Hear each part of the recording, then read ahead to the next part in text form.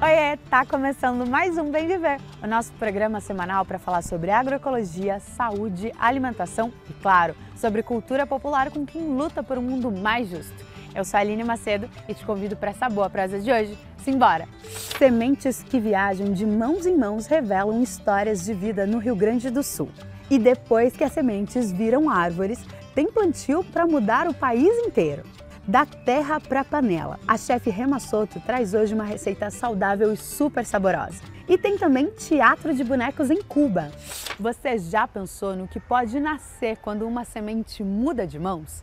No interior do Rio Grande do Sul, uma festa mostra que guardar, trocar e celebrar sementes nativas é muito mais do que agricultura. É memória, resistência e futuro. Vamos conferir na reportagem de Marcelo Ferreira.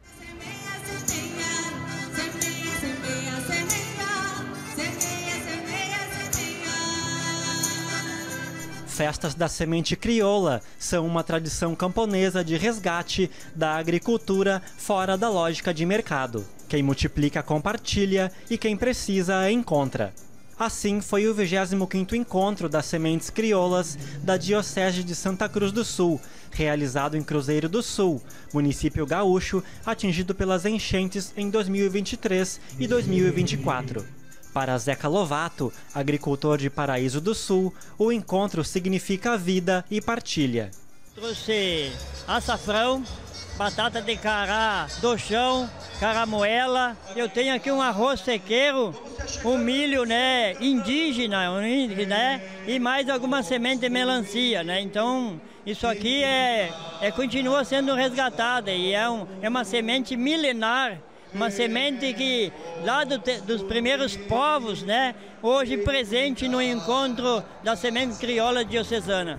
Teresina do Nascimento aproveitou o encontro para ampliar a horta, que está reconstruindo depois de perder tudo na enchente. A bicedreira foi embora com a água, as flores foi tudo embora com a água, a casa saiu, uma parte dela foi embora também.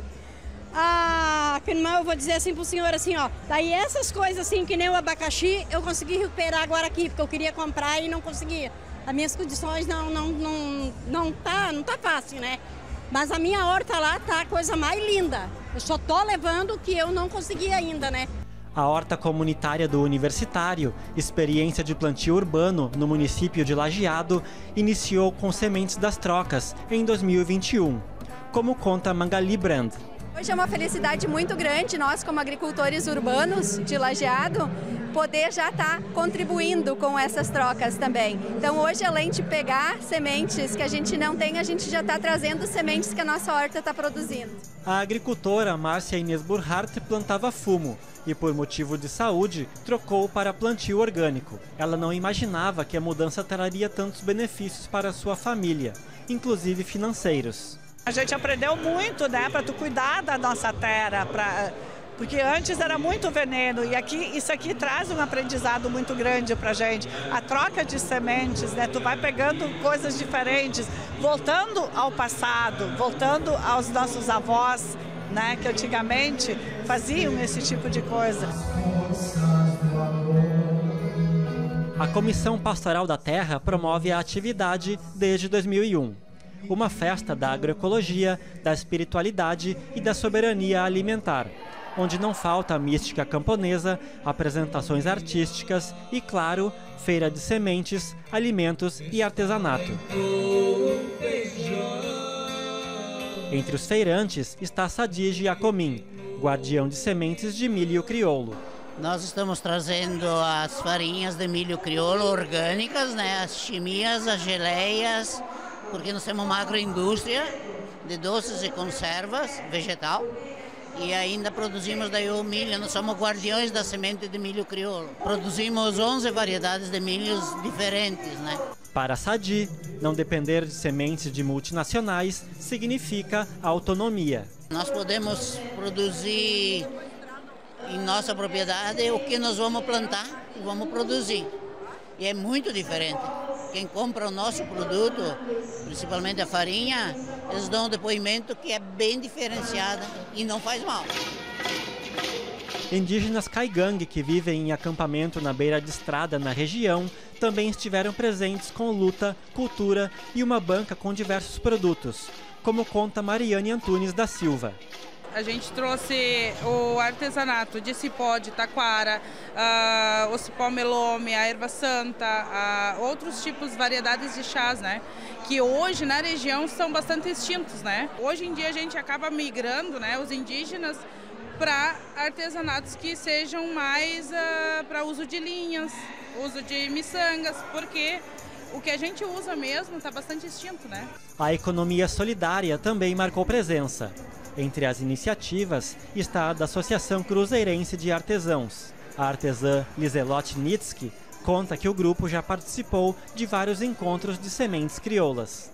É um artesanato diferenciado, né? Crochê, tricô, pintura, mas a gente acha muito importante esse evento, né? que é o nosso básico do município, é agricultura de grande importância. E a gente leva a nossa arte junto com isso. O padre Arnildo Fritzen, uma das figuras que há décadas transita entre a espiritualidade e a luta pela terra, esteve no encontro.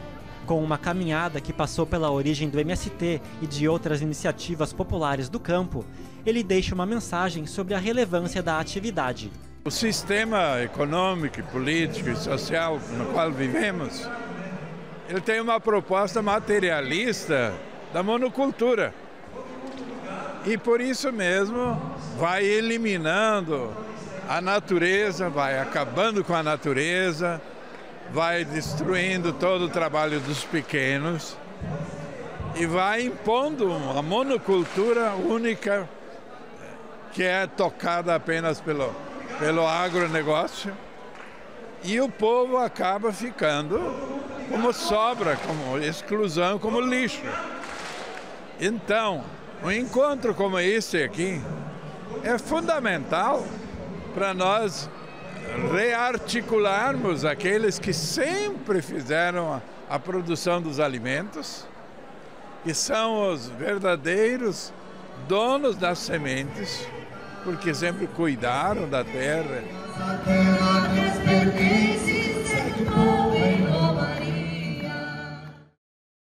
E é esse futuro que começa com uma semente guardada com cuidado, que precisa de chão para florescer. É aqui que Brotar entra em cena. Chamado de Plano Nacional Plantar Árvores, Produzir Alimentos Saudáveis, uma estratégia do Movimento dos Trabalhadores Sem Terra. A iniciativa adubou a cultura de doação de mudas e plantio de árvores Brasil adentro. A meta é ambiciosa. Serão 100 milhões de árvores plantadas até 2030.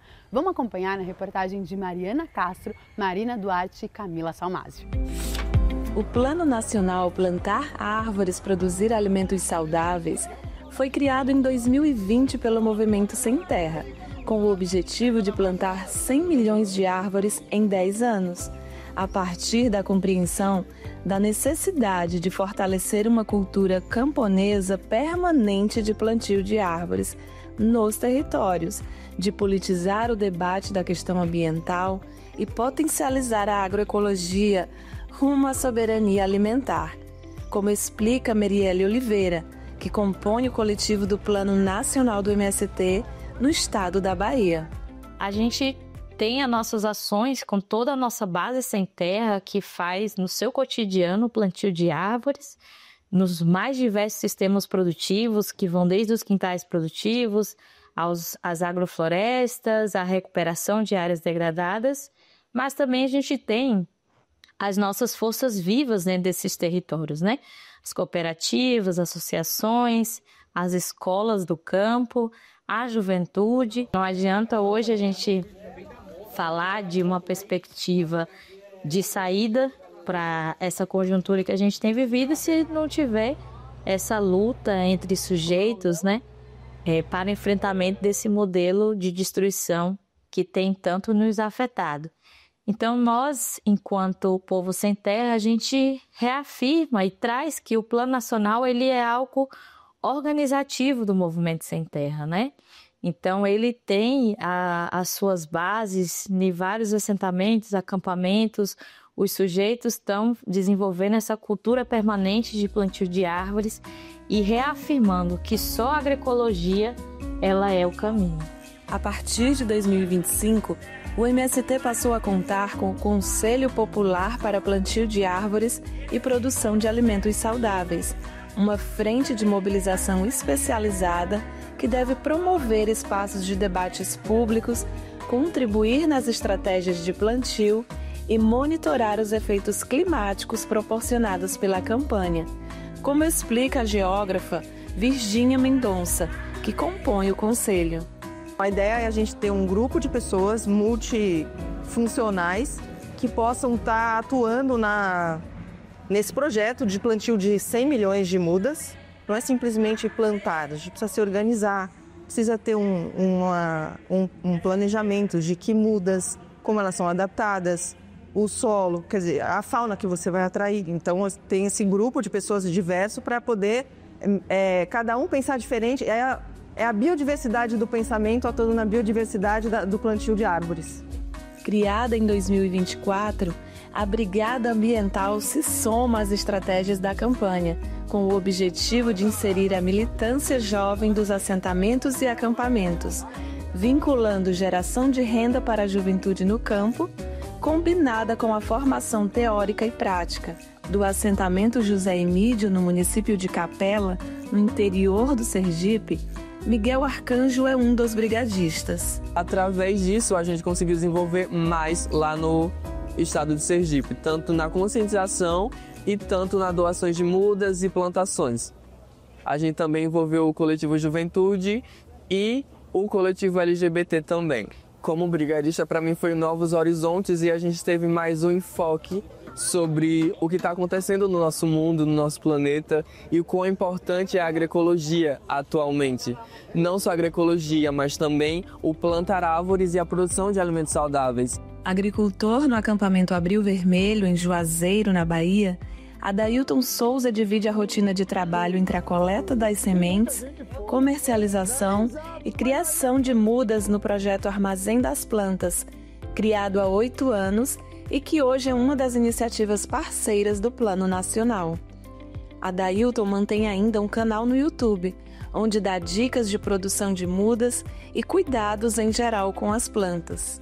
Por entender que o MST despertou na gente essa necessidade de produzir mudas de qualidade sem agredir o meio ambiente, sem usar agrotóxico, hoje a gente tem uma parceria com o movimento e a gente doa mudas para o movimento. E o movimento pega essas mudas e doa para as pessoas. É um trabalho de formiguinha, não é uma coisa da noite para o dia.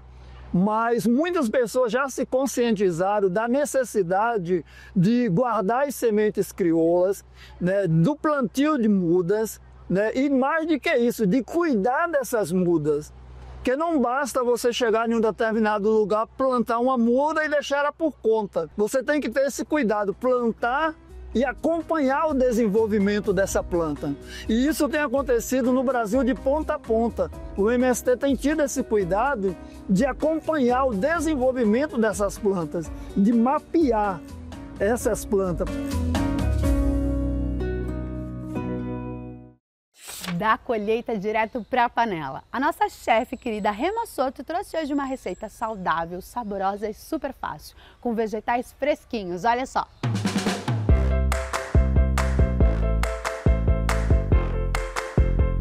Oi, meus amores, tudo bem com vocês? Juntos de novo, hoje com uma receita bem saborosa, gratinado de vegetais. Ficou curioso? Vem comigo! Para essa receita, a gente vai precisar de 1 kg de batatas, 200 gramas de cenoura, um maço de espinafre, 2 dentes de alho, 50 gramas de manteiga, 50 gramas de farinha de trigo, 2 colheres de azeite, sal, pimenta do reino, noz moscada, 300 gramas de queijo mozzarella, 300 ml de leite. Para começar nossa receita, a gente descasca nossas batatas e corta mais ou menos nessa largura, menos de um dedinho. Aí coloca para cozinhar aproximadamente 10 minutos desde água fria, temperatura ambiente, e a gente vai cozinhar por 10 minutos. Vamos fritar o alho. Eu gosto de fazer qualquer coisa com alho na hora, porque eu acho que fica muito mais saboroso, né? Eu quero cortar ele bem fininho. E aí, vamos na frigideira, azeite, nossa manteiga. Eu vou colocar nessa hora o alho, porque aqui ele vai aromatizando nossa gordura. Manteiga derretida, a gente entra com nossa cenoura. Aqui a gente não precisa descascar ela, tá? E aqui a gente entra com a farinha. Quando ela comece a grudar na frigideira, desse jeito, é momento de entrar o leite.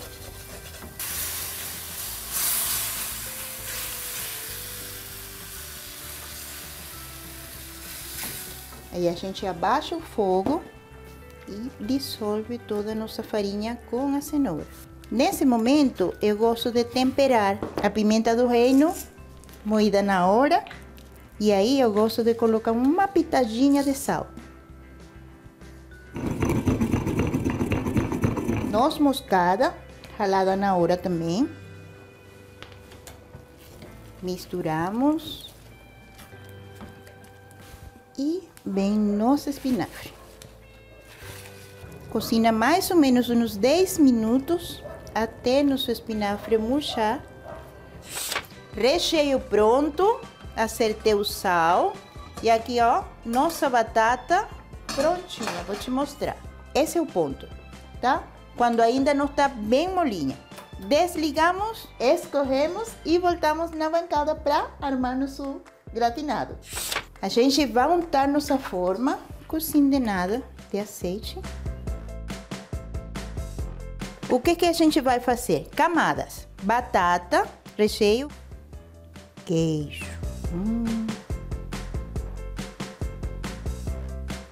Eu amo batata. Eu acho que ela é um alimento muito versátil. A gente consegue fazer muitas coisas. Para forno. Pré-aquecido, 180 graus. Aí vai dar uns 30 a 35 minutos. Ou até dourar. Olha isso, gente. Uma delícia. Olha que lindo que ele ficou aqui nos cantos. Eu vou cortar para vocês verem. Ele vai ficar bem cremoso. Com certeza ele não vai ficar um quadrado, ele vai ficar um negócio mais soltinho. Mas vamos lá. A gente consegue sentir a batata ainda com uma textura legal.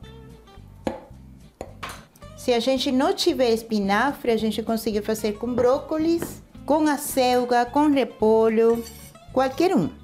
O interessante da cozinha é a gente entrar nela, conhecer os ingredientes, se alimentar corretamente, deixar de comer esses ultraprocessados e ó, fazer essas delícias. Se você gostou, marca a gente nas redes sociais. Rema Chef Chévere Restaurante, mas você sabe, né? Agora é minha vez.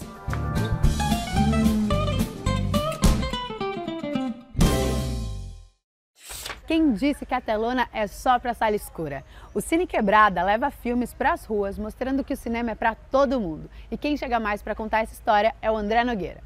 Olá, eu sou o André Nogueira e hoje eu quero apresentar para vocês uma iniciativa que começou lá em 2019 aqui no bairro do Bexiga. Junto com a produtora executiva Rafaela Muniz e outros moradores da região, nós lançamos o coletivo Cine Quebrada. Desde então, nós temos ocupado as ruas do bairro com sessões de cinema gratuitas e produções que aproximam a linguagem do cinema do cotidiano da quebrada. Tudo começou com mostras de cinema independente na Rua Maria José. E de lá para cá, o coletivo já integrou a Jornada do Patrimônio, o Festival Entre Todos e o Festival Quinofórum. Nós lançamos também o documentário Maria e Outras Histórias, que conta um pouco sobre a própria Rua Maria José, e um curta um pouco mais poético sobre os blocos de carnaval do Bexiga. E mais recentemente, um longa realizado em parceria com o projeto Negros do Bexiga. Para acompanhar de perto esse trabalho, segue a gente nas redes sociais, ocupando, disputando os espaços públicos com cinema, memória e resistência. É @coletivo Cine Quebrada. Cola com a gente.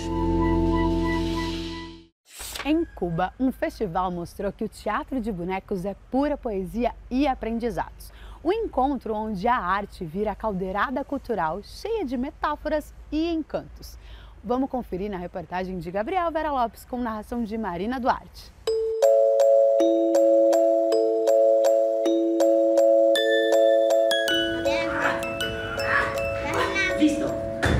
Poucas coisas são tão profundas quanto a fantasia e tão necessárias quanto a arte. Foi sob esse espírito que Havana acolheu o 5º Festival Titiriterá, Figuras entre Paralelepípedos, um encontro que reuniu companhias nacionais e internacionais em torno da magia do teatro de bonecos. Organizado pelo Teatro La Proa, o festival não se limitou a apresentações. Foi um espaço de oficinas, conferências e experiências sensoriais para a primeira infância, onde tradição e inovação se entrelaçaram. Cada espetáculo uma história contada pela poesia e pela metáfora. Erduin Maza Morgado, o diretor-geral do Teatro La Proa e do festival, reflete sobre a identidade única do teatro de bonecos cubano. Eu creio que Cuba, como é uma isla, acho que em Cuba, por ser uma ilha, recebemos constantemente informações de vários lugares.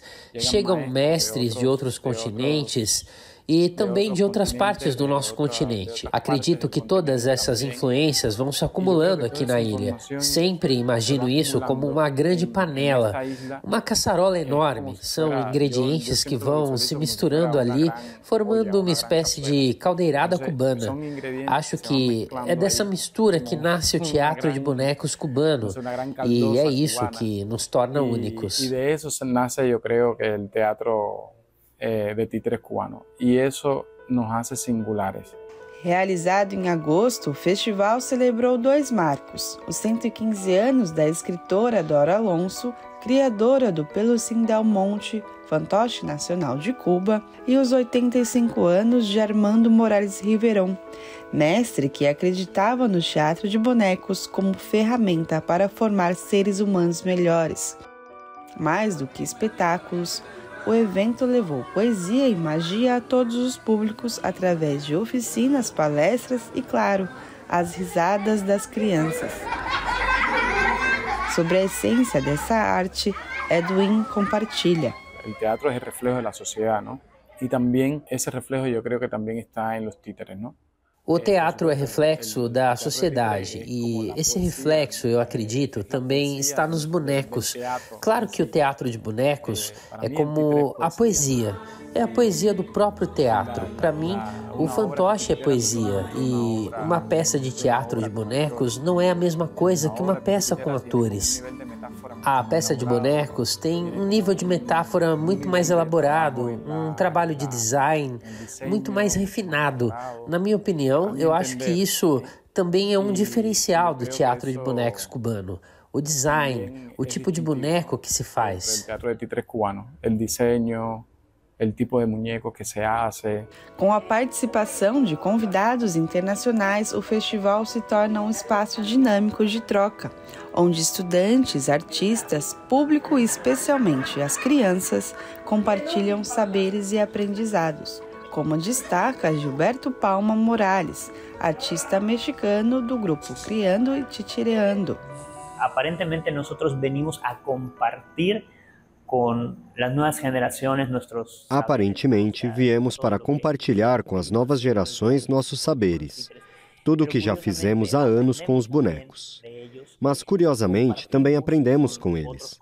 Compartilhamos com colegas de outros países, conhecemos outras poéticas, outras estéticas nas apresentações, e isso nos enriquece como artistas, porque abre a mente para novas possibilidades na hora de criar.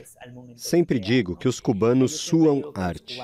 Eles suam arte, não suam suor. Suam arte. E além de suarem arte, são artistas muito generosos para compartilhar. São artistas muito compartidos. O processo criativo não para no palco. Ele se transforma a cada olhar, a cada risada das crianças. Christian Nelson Medina, do grupo cubano Retábulos, explica como o público infantil engrandece os espetáculos. E nas primeiras funções, quando uno acaba de fazer um espetáculo, quando uno está enamorado de lo que é isso. As primeiras apresentações, quando a gente acaba de fazer um espetáculo e está apaixonado pelo que criou, custam muito trabalho para mudar, não sei o quê. Então a gente precisa se distanciar e quando o submete ao público, ouvir, observar a reação das crianças e o que elas gostam e o que não, aí o espetáculo continua crescendo.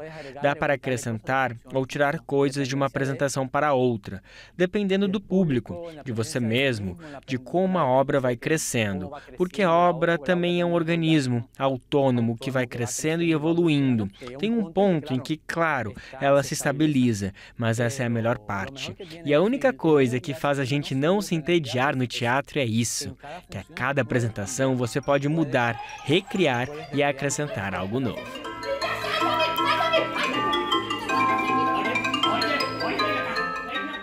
E o Bem Viver de hoje fica por aqui. Eu agradeço a sua companhia. E se você nos ouve pela Rádio Brasil de Fato 98.9 na Grande São Paulo, lembra que a gente tem uma versão especial do programa em vídeo no YouTube. Então já aproveita para se conectar com a gente de uma forma diferente.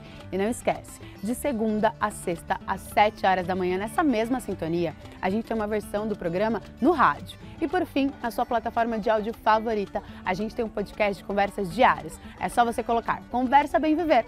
Até mais!